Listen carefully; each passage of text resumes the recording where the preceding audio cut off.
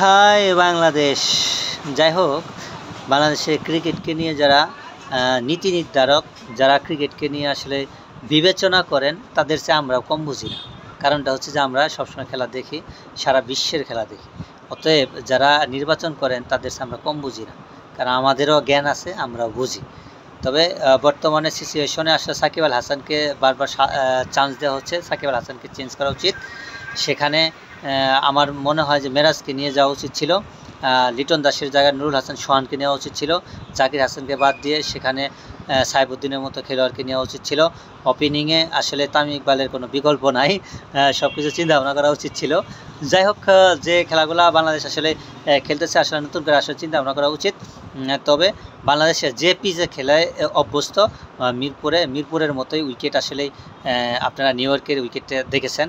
সেখান থেকে কিন্তু বাংলাদেশ আসলে কিছুটা অন্য দেশের চেয়ে একটু ভালো করার আসলেই ভালো যা করবে সেটাই কিন্তু আমাদেরকে প্রত্যাশা ছিল। কারণটা হচ্ছে নিউ ইয়র্কের পিচ আর আমার বাংলাদেশের যে মিরপুরের পিচ প্রায় একই ধরনের। সেখানে লো পিচ, স্লো পিচ, সেখানে বাংলাদেশ যেখানে খেলে তাদের হোম গ্রাউন্ড রয়েছে, সেরকম একটা গ্রাউন্ড পেয়েছিল।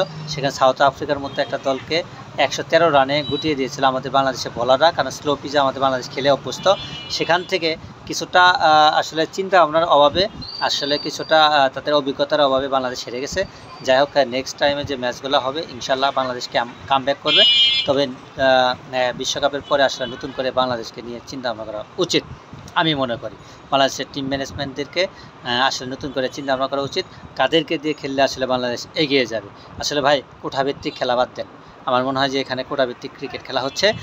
এই কোটাভিত্তিক ক্রিকেট খেলার কারণেই হয়তো আমাদের বাংলাদেশটা আসলে আজকে জিম্বাবুয়ের মতো একটা আকার ধারণ করেছে। আমার মনে হয় যে সামনে হয়তো উগান্ডা, পাপুয়া নিউগিনি, নেদারল্যান্ড এদের মতো হয়ে যাবে আসলে আমাদের বাংলাদেশের টিমটা। আসলে আমি চাচ্ছি না আসলে বাংলাদেশের টিমটা এরকম হোক। নতুন করে আসলে চিন্তা ভাবনা করা উচিত। আসলে কোটাভিত্তিক ক্রিকেট খেলা বাদ দেন। আসলে কোঠাভিত্তিক ক্রিকেট খেললে হয়তো আসলে ভালো কিছু আশা করা যায় না। আমরা বাংলাদেশের যারা সাপোর্টার রয়েছি, বাংলাদেশের এই বিশ্বকাপে ইনশাআল্লাহ সাপোর্ট সেরকমভাবেই দিয়ে যাব যেভাবে আমরা দিয়ে যাই।